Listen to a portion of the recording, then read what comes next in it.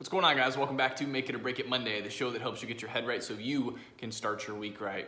Guys, if you remember last week, we talked about being decisive, how in life we make about 35,000 choices every single day, and your ability to make decisions quickly is so important to you making progress in your life.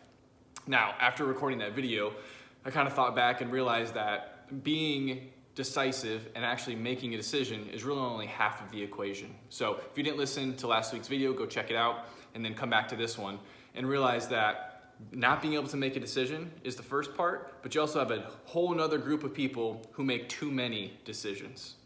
So let me give you an example. So when you make too many decisions, a lot of the times you don't wait long enough for your actions to actually play out. And what that means is you're hopping from one thing to the next thing to the next thing to the next thing. You're the person who has the idea, tries to start the business, and you're not fully formed, making millions of dollars in 90 days. So you quit that business and you go and start a brand new business. And most of the time it's the person who does that is in a completely different vertical that has nothing to do with the first, which doesn't really help with all the research and effort and everything it's taken to be able to get to that point. It's the same thing when you're working a specific market or a customer base, or you're working a territory and you're trying to expand and you're calling a new vertical and you make 8 and 20 and then 120 calls and you don't feel like you're making progress yet, so you just give up. And you keep switching the strategy over and over and over and over. It's the same person who tries to always think there's the next best job. The grass is greener on the other side. And I see these people, and I know these people that move from account manager to account manager to account manager in all these different companies while never really making that big step in their career. So the reason I'm telling you this other half today is because it's not always about committing to the right thing. It's actually making what you commit to the right thing. And that is so important because your ability to stick to and see the effort all the way through. There's a saying that says, stick and stay, and you'll actually see what comes from it. Your ability to stick with it is everything.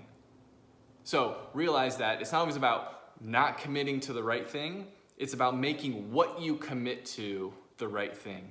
And you can't get scared out of this evolution. You have to be patient. You have to realize that you personally decide each and every choice you make every single day. So the first battle is, can you make the choice?